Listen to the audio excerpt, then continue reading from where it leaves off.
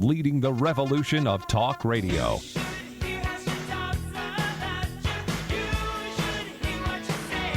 Lynn Cullen. Hello there, and welcome back. And we've bid a fond farewell to Sally Wiggin, who it turns out has to work. That's too bad. I tell you, you might want to rethink your plans of a career in broadcasting, unless you want to work holidays. Work holidays. And work weekends. Evenings. Work late at night. Yes. Yeah. Early in the morning, that Early would be the in worst. The morning, yeah, absolutely true. I think about those people going in at 5 in the morning. Ooh, Oh, yeah. Here's Joanne Rogers. That's who that is. not wanting to work. Well, you put in your time. You did your time.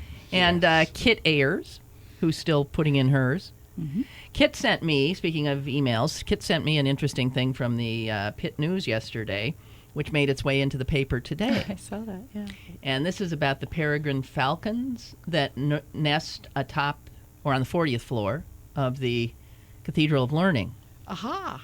And there's a camera, I guess, always on them, and it recorded an attempt by another male falcon to take the nest from Oh, my. the occupant, whose name has been named Erie, and his lovely mate, Dorothy.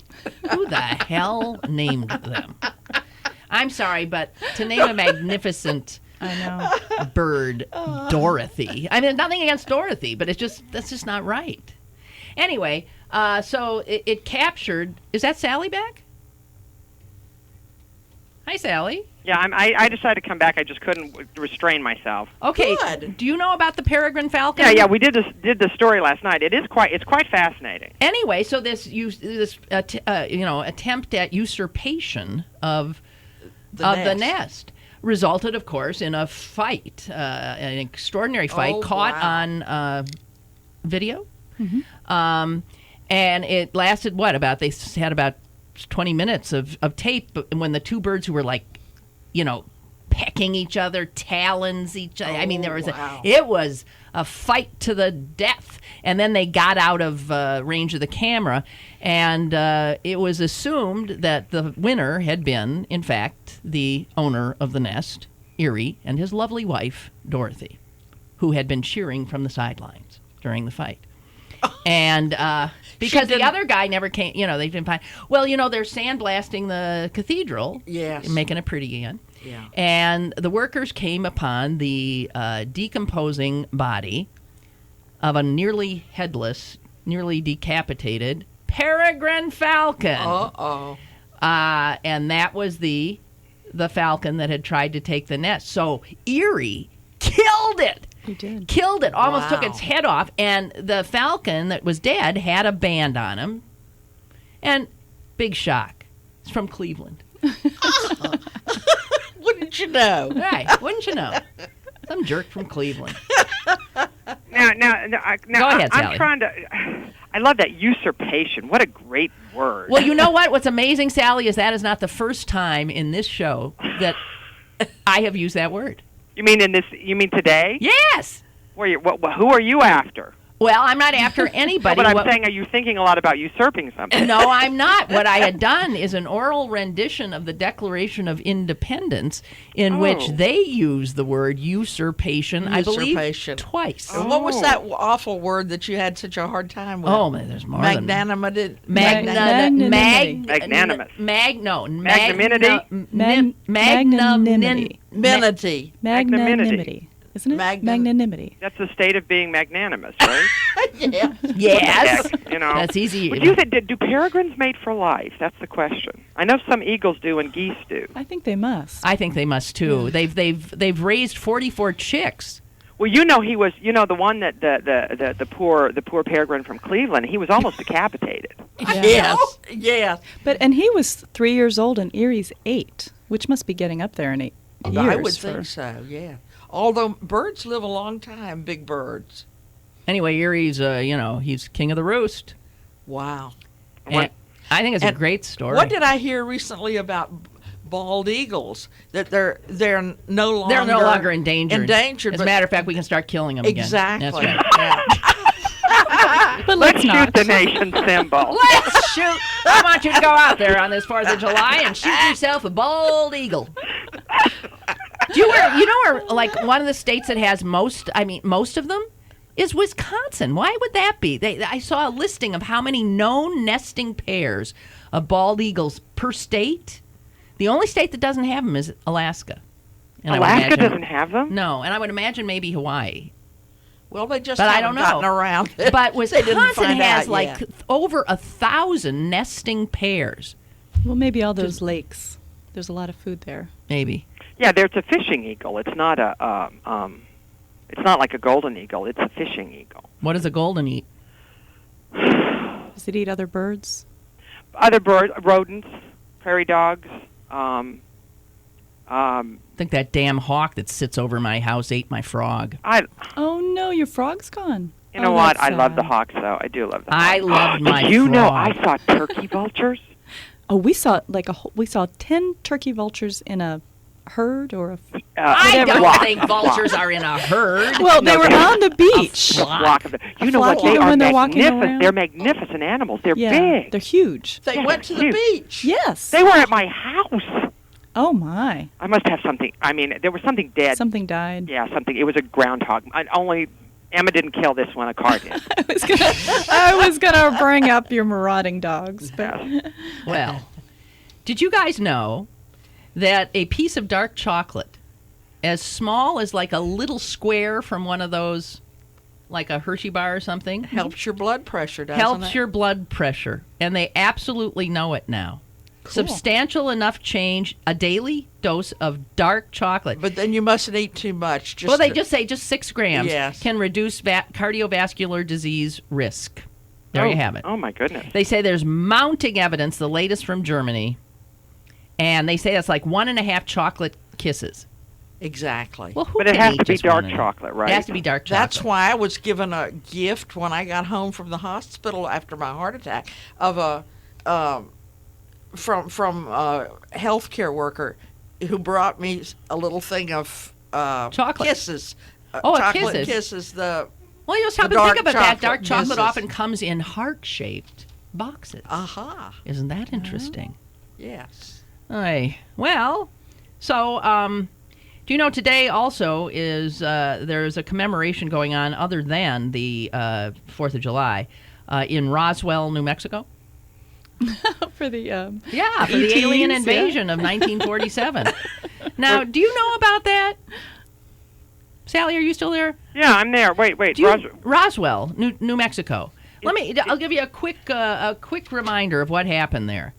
In July of 1947, the Air Force, a 509th Bomb Group, put out a press release saying that its personnel had recovered a flying disc that had crashed on a nearby ranch. Right. Well, all hell broke loose. And before the day was out, the command of the 8th Air Force issued a retraction saying, no flying disc. That was a weather balloon. And then they held up the remains of what looked like a weather balloon. And that was the end of that. Until 30 years later, we come to 1978. And one of the guys who was in the Air Force there, Major Jesse Marcel, who was in fact the commanding intelligence officer at Roswell Air Force Base, was quoted as saying that he in fact had seen and recovered a flying disc of some sort made of very strange material. Here's his quote: "This material did not burn. It weighed practically nothing. It was thinner than the foil in a cigarette pack, and yet it wouldn't bend." Ooh. Well, this kicked up a huge storm in the 70s. And you'll recall in the 70s, Americans were starting to be very less willing to believe what the government told them. Right? We'd been through Watergate. We'd been through Vietnam.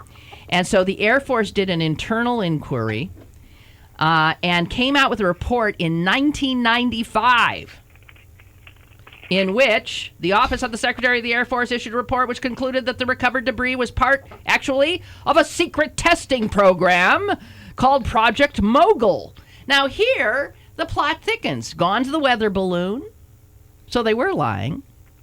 And now we have some secret project. Sally, what are you eating? Nothing. That's not true. You even had because you even said nothing, like you had something in your mouth. No, And nothing. We can hear you with the papers. What are you eating? Nothing. It's a Twinkie, isn't it? No, I'm so sorry. I please continue. Well, anyway, I'm just asking. This seems, and people say that there was actually an alien that was found in the craft that was autopsied and all of that. But I don't know. And the Air Force now says if anyone, he said a number of witnesses said there were corpses, alien corpses around the crash site. And a 1997 Air Force report said, if you, in fact, have some witnesses who saw corpses lying around, in all likelihood, those were simulation dummies used by the Air Force to test high-altitude falls. So, I'm sorry. They were throwing dummies out the You know what? I got to tell you something. Do you believe in flying aliens? Well, it's hard. I think I tend to believe the flying alien more than the Air Force here. Because the Air Force sounds like it's making up a story every time it gets. It's a different story every time. What does that tell you? They're not good at lying. Yeah, that's, you know what? That's a very, it doesn't tell you that they're aliens. It's just they're not good at lying. This is considered one of the most important events in the history of any UFO sighting. That this is the one that people just refuse to be backed off. Yeah. I mean, you got this guy who I guess is considered totally reputable saying he saw it, and a number of other witnesses saying they did. I don't know. I tend not to believe that stuff, but this one, just because the Air Force keeps denying it and coming up with a different story, something happened there. Maybe. Well, then what's going on? What are they doing? Well, the Air Force could have just been doing something really stupid. Just something stupid, and they don't want to admit that, whatever that stupid thing was. You mean like testing a bomb that would make your opponent, your Turn enemy, gay, right. turn gay? Exactly. Yes. Yeah. Yes. that would rank up there with the really stupid. Well, that might be then. Yeah. Okay. Guys, I do have to go now. Actually, I have to take a break too. Okay, Sally. What were you eating though before you go? I wasn't eating anything. All right. I wasn't eating anything. I was just doesn't throwing that away make you I was hungry? throwing away all the paper on my desk. Oh, I see. You were cleaning. Doesn't it make you hungry, though, that you might want to go eat now? But actually, you know what? I do think I want to go eat some chocolate. But see, I can't eat just a square. It has to be like 3 bars worth of it. So. Well, that's okay. The research says it won't make it. That's not going to do any more for your heart. But go ahead, go for it. All right. Well, I have enjoyed this immensely. Thank We you. have too. So have we. Thank you. I just still don't understand how that she didn't know that fish was there. So. Well, I don't either. And for anyone just She's tuning just a in, girl who can't say no to a fish. No, I'm the girl That's who the didn't truth. say no to the fish. That's true. All right, guys. Goodbye. Love you all. See you. Bye, Happy 4th. Sally. Bye. Actually, someone, a photographer who I know, upon hearing my story about my little assignation with the dolphin, actually put together a photo montage. It's got me swimming and the dolphin, and we're in each other's arms, and it's a doctored picture, but it looks absolutely real. And we are looking at each other with such lust. It is a riot. I'm wearing a pink boa. Oh, that's wonderful. It's wonderful. It's the Girl Show on the 4th of July. We've already dispensed with the serious stuff. I read the entire Declaration of Independence, and we took a citizenship test, too. Yes, we did. In the first hour. And didn't then, do well, I must say. And then, if you're wondering about what Sally was just referring to, one of the funnier stories I've ever heard out of Kid Ayers' mouth, when she said she was swimming in Erie this weekend. This weekend. Right? Mm-hmm. And she got back, she got out of the water and she sunned on the beach there for a while, and then she went back to her room, and as she removed her swimsuit, a fish Fell out. Plop. Fell out.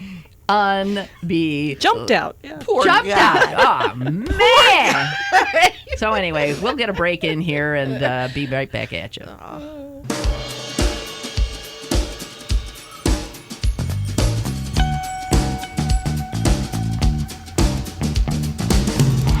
All right, we're back. Kit was just informing us that besides carrying a fish in her swimsuit this weekend, she paddled an outrigger canoe. I did, What's yeah. an outrigger exactly? You know, when you watched Hawaii Five-0 and you saw those canoes that had the gadget on Excuse the me, side. you are making an assumption that I watched I'm Hawaii sorry. Five-0. When you... Oh, it's they the have a canoe thing. Yes. What is that Yes. thing? It's called an ama. To balance it a little Yes. more? Yeah. It's an ama. Ama? An ama. Yeah. Okay. Yeah. Well, doesn't that get in the way of the paddle? No, you paddle on You're- the other side, Well, what if you have the to... non-rigger side. You can paddle that way too, but balance-wise, But it's if you better to only paddle. can paddle on that one side, you'd be going in circles. No, you have your feet. Your feet steer. You have there's a little steering device, so you have your feet up on these pedals and you steer. Oh, There's a little my. rudder underneath the. Oh, isn't Yeah. that Yeah. wonderful? It's very cool, and you're right there on the water. It's like being You're in like a sitting kayak. like in a Yeah. kayak, Mhm. yeah. Yeah. So it was okay. Kit's a dragon boat queen, so Yes. you like to paddle. I do like to paddle. That was yeah. easier than a dragon boat, kind of. Well, it's different. I mean, when you're paddling in the dragon boat, you've got 20 other people in the boat with you, and you're balanced out with other human beings. And with the outrigger canoe, it's just you. So what'd you do? Were they rent them there or something? Three Rivers Rowing Association has 2 of them there. Oh, you took so one. you can just take one out, yeah. And my friend Sarah showed me how to do it, so. When I was in college, this was at Rollins down in Florida, and on a lake, and we had a lot of canoeing, and we had a Seminole Indian who taught us how to do a lot of different things with the canoe, like if you lose your paddles, how to stand the creek on the without a gunnels, paddle. How to- stand on the gunnels and pump your way along. Oh, kidding. All kinds of things. Wait a minute. Define gunnel. The gunnel is the top of the sides. of the canoe. The sides. Okay, so of the you canoe. you straddle the canoe, Yes, and- and you stand one foot on and one you side. do what? one on- You just sort of like do the Macarena or something. Yes, and it goes forward? exactly. My You just home. pump it forward. Pump it forward. And it'll move forward. Uh-huh, Well, sure. uh-huh. Oh my Lord! Wow. We had to go out and. Is that Sally again? Well, what the heck, Sally? Yeah, I just couldn't stay away. I don't have to do what I thought I had to That's do. so I- heartening. I was just listening, and I just was curious why all of this was in Erie. I'm why it's all that kind of stuff is up there. Did you guys know it was, Kit? You and Jack? What? Oh, no, we went They up. brought the canoe. Oh, you No, took it. the outrigger is actually here in at Pitt. Three Rivers Rowing Association over on Washington's They Landing. absconded with it and took it up to Erie. No, we didn't. Jack and I were in Erie. Sarah and I used the outrigger canoes.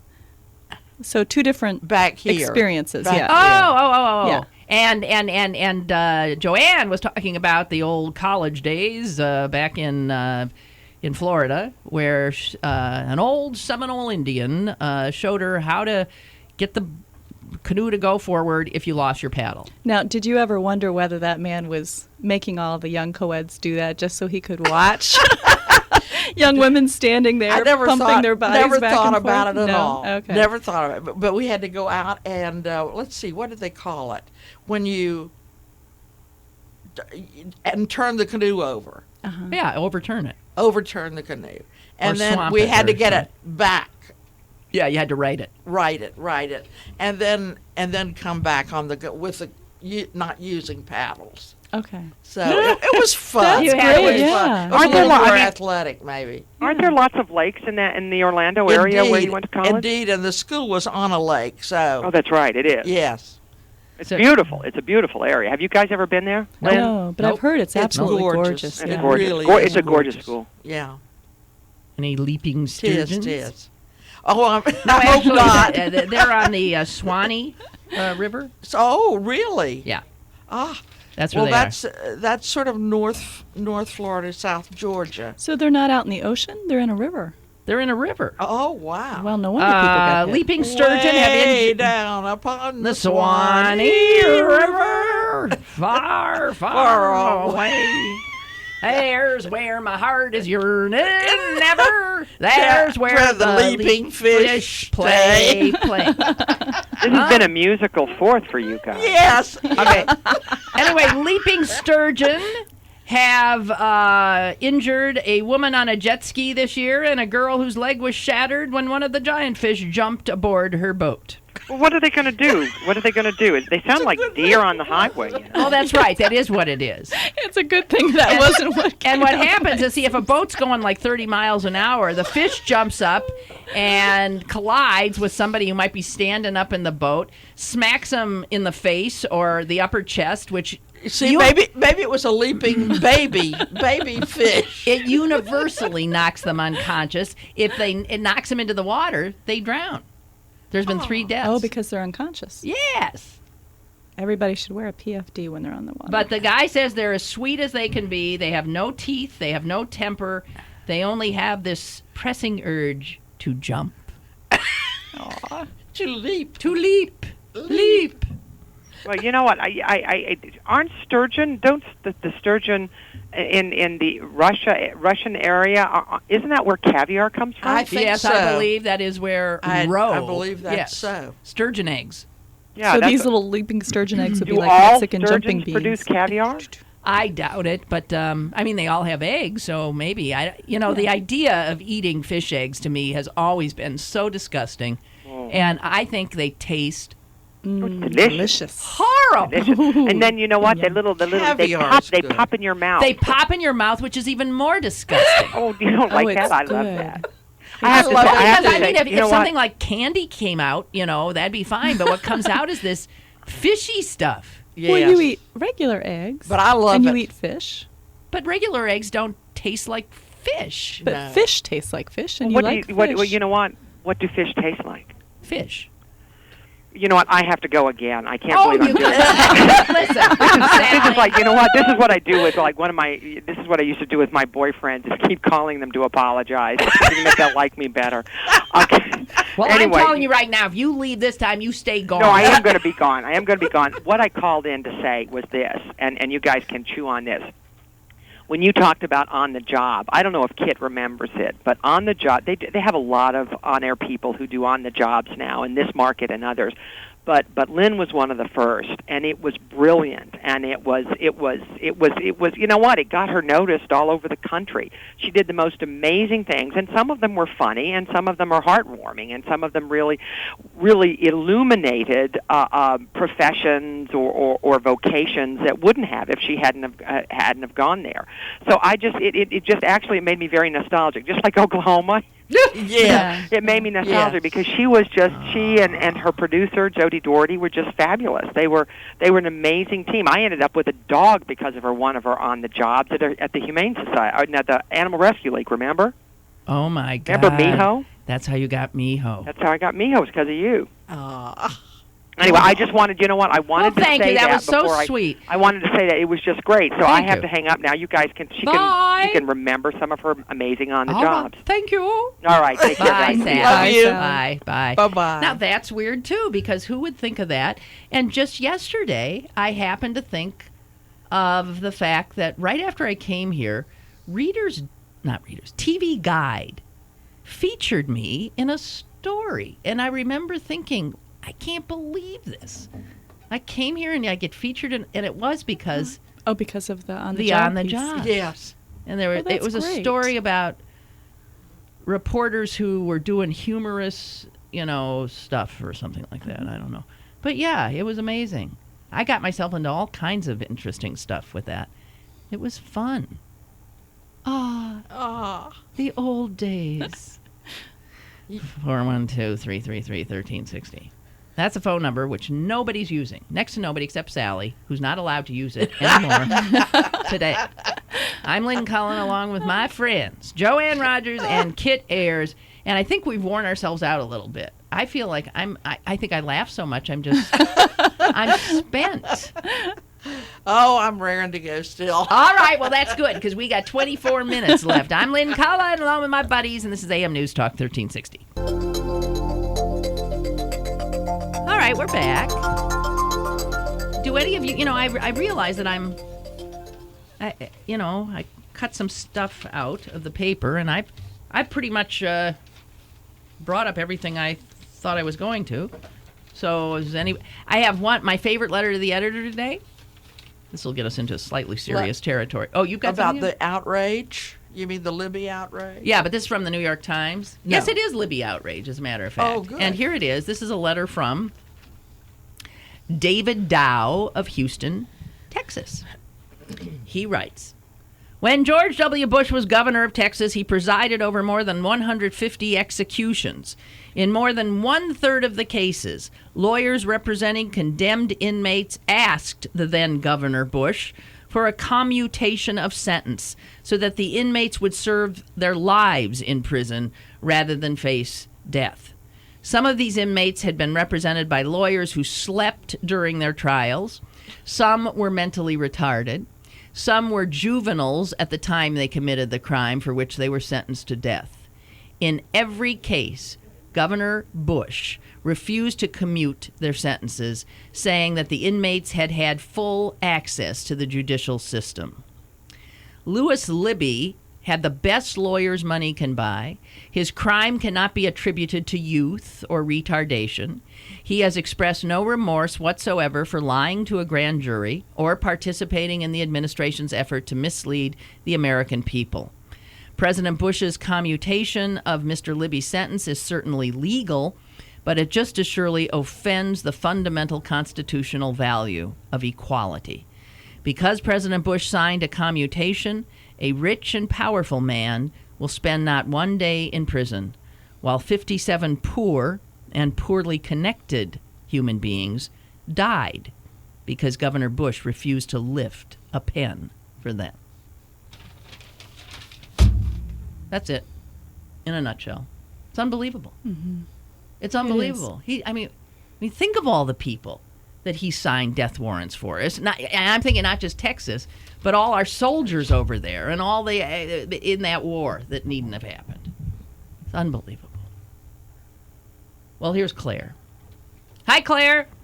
And on top of that, he snickered about doing some of them. Well, with Carla Faye Tucker or whatever her name is, yes, he actually made fun of her pleading for her life. I know, and this is a lady who had turned her life around, became a born-again Christian, and did some ministry in there, and still the he had Pope pleaded for her, and many others did, and he snickered as he waved off all of the protest. Yes. On anatomy, people have to realize that if you're going to give somebody a kick in the that there's a bone called the symphysis pubis that lies right behind there. Oh, and that's what he hurt his foot on. Yes, ma'am. I doubt that it was on the rather delicate connective tissues and the epididymis. It was right behind, yeah. And the various mechanisms that are there otherwise. I have to sit down and cross my legs, excuse me. But what happened to the lady from last year who I believe was from South Africa? Oh, I was just thinking about her. We don't know. No, she wasn't from South Africa. The one who was thinking of going to... She worked at Pitt. The one who was thinking of going to Beirut? Oh, no, there was Syria. David's sister was from South Africa. Oh, did she come on one of these days? Yeah. I was thinking about the other David's one. sister. Oh, what do you mean what happened to her? She went home. No, it was the one who was contemplating marrying a guy who was from Syria. Yeah, she was not from South Africa. We're mixing up two different I'm sorry. people. That's okay. No, she was a researcher at Pitt. We do not know if, against our advice, right, she went over to marry this guy. God, I hope she didn't. I Right. mean, and look, and since we talked, look what's going on in Lebanon now. know. I mean, it's just insanity. I don't think she went. I don't know, though. I had just met her the night before. I mean, I didn't know her. I had been at a party, and she'd been there, and I was talking to her about this, and I thought, this is unbelievable. And I said, Come and talk to us. I said, you want to come on my show tomorrow, and we'll see if people can give you advice. Maybe, keep you from going. Oh, sure, she said. And that's how it happened, but I never heard from her again. And that was just fascinating. And after all, this audience is full of advice. That's right. If not anything else. Well, but if what Sally said about Lynn coming to town, I still remember that's 81, right?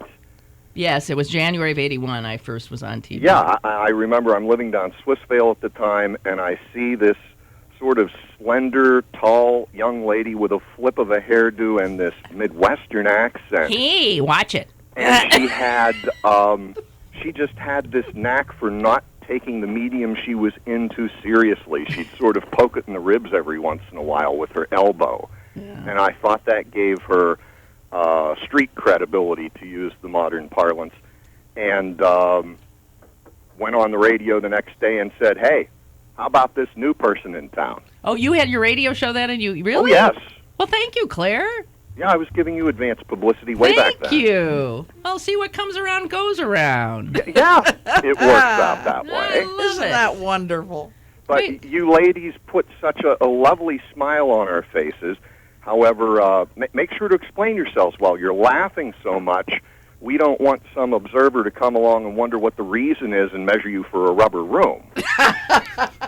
Well, but I think, wasn't it always, were there times we were laughing where you didn't know what we were laughing at? Well, I'm just saying that an unknown observer, the janitor perhaps, oh, I see. who did not know that they did such highfalutin fun and hilarity on this radio station would say, what's with these ladies? Okay. Well, may I ask, just because we have a gentleman caller here. Yes, ma'am. Did you hear Kit's story about the fish? Yes, I did. Well, what?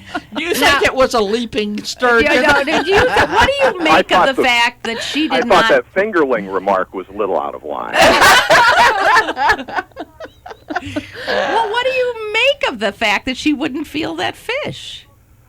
Well, he's not endowed in the same way. Well, this has me running back to my anatomy book and wondering what the nerve runs of the mammalian territory are. Right along the sternum. I don't think that you'd have a real high rate of sensation there. That would be my explanation. It wasn't the sternum. It was a good 8 inches below the sternum. Oh, it was. Well, no, that would be. Well, then we're in the umbilical territory. Oh, no, you're right. His sternum. I was thinking clavicle. Yeah. No, it was definitely in sternum. It was in the territory. sternum, right? The sternum. All definitely. right. Well, All right. I just think a lack of nerve endings and the fact that the temperature and the consistency of the fish is pretty much equivalent to that of the water, that would be my explanation. He's a gentleman. I really I like this person. No, it's a combination of both social and medical training here. and that leads me to another observation about the guys over in Europe. That unless you're talking about an orthopedic doctor, if you're looking for a scientifically trained person who knows nothing of physics, thank God, it's a physician. Yeah, thank God. Thank God those guys never played with model rockets or backyard pyrotechnics, and instead they're playing Van Leeuwenhoek in the back, looking at anaerobic bacteria under a microscope. Thank God for that. All right, you. But can anyone here, getting back to our friend who was on the program, can anybody remember about her boyfriend? I thought that she said his family were some part of Al-Qaeda. No! But that they were a very moderate... No. No. What part... They weren't part of Al-Qaeda. What were they? They were just Lebanese. They were Muslim. They were practicing Muslim. They were Yes, they were Muslim Muslim. and did not take kindly to the fact that she was a Western woman who... Yes, in fact, she wouldn't be invited to their home unless she converted. So she was unless thinking, marry him. She would marry him, yeah. Right. Otherwise, next thing you know, she'll be, stoned to death in the town square. Poor thing. Oy. And I think that's where a lot of the advice to her went, that you're stepping out of a first world existence But she into seemed, much more primitive traditions than you're used to. she was well aware of that. She had been there before. She Yeah. was just, I think she was a romantic who. No, love's a greater intoxicant than heroin will ever be. Especially in the sense, and she wasn't even around the guy so much and so absence was making the heart fonder in this That's case, and true. she wasn't dealing with reality. If she's there, she's come to no good, I'm sure. And if she's here, well, maybe she got some sense I kicked think into I her head. recall telling her to go. Yeah, indeed. My reality is that I have to mix up some icing for some sugar cookies. Lucky you, and I gotta go too. Claire, Nice. thank you. Take care, ladies. Bye. Thank you. Bye. He sat in for me too when I was gone. Don't He I have? sound- I have he these sounds great. Oh, he's wonderful. What's his name? That would be Claire. Claire. What's I'm blanking on Claire's last name. That would be Thomas. Claire Thomas. Okay. From Pittsburgh. He has a nice voice. Very well Yeah. made for radio. He should Yeah. he should have a show. You look at all the idiots in this town that babble on the radio, present company excluded, and he should have a show.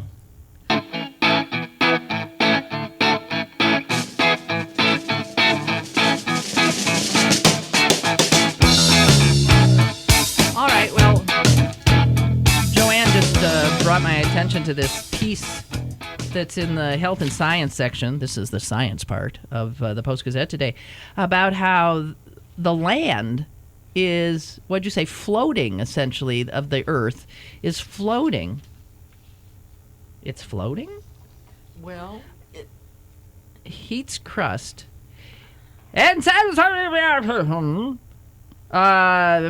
researchers said that heat inside the Earth accounts for half the reason land rises above sea level. If you took the heat away, most of the land on Earth would sink below sea level.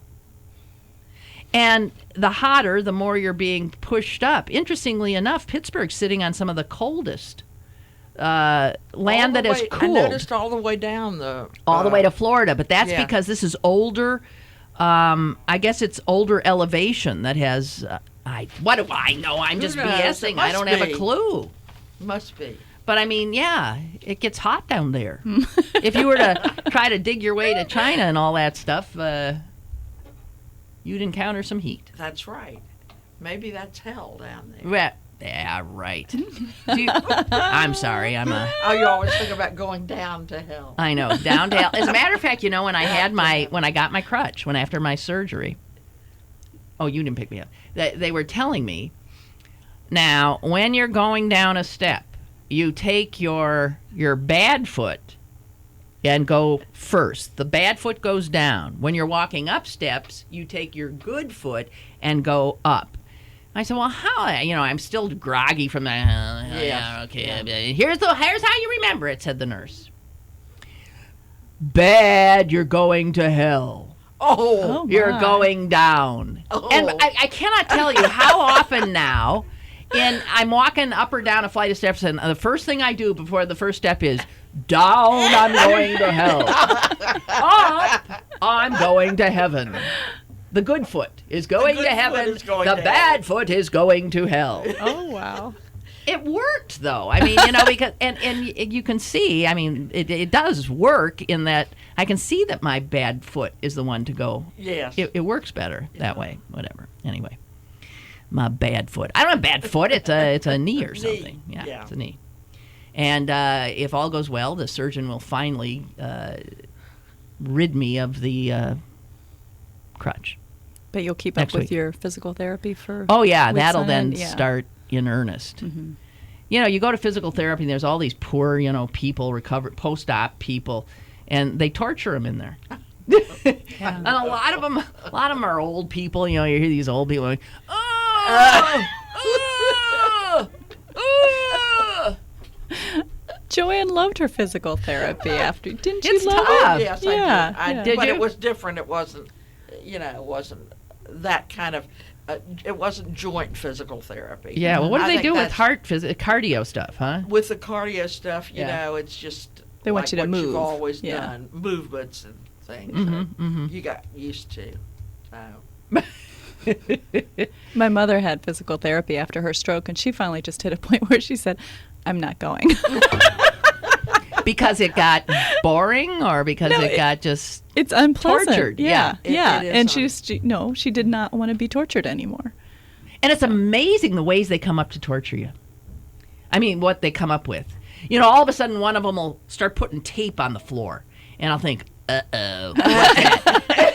That's always, you know, and you're watching other people get tortured. The tape's not for me. I'm looking at this poor old lady as she's watching the tape on the floor, and she's thinking, oh, no, what's that going to be? Yeah. And, you know, there's just one thing after the other. And there's simple little movements that if you're in good shape, you know, big deal. Maybe you put your toe on that part, put your leg on that, and, you know, it's nothing. But if you're recovering, it's My friend daunting. had rotator cuff surgery, and I think that must be terribly, terribly painful. The rehab from that, and she had to work awfully hard to keep it. And you have to do it, or you'll freeze. You know, the muscles will freeze. Right. So, Well, torture, ladies and gentlemen. torture. Are we going to end the It's hour good that for you, way? though. No, we shouldn't.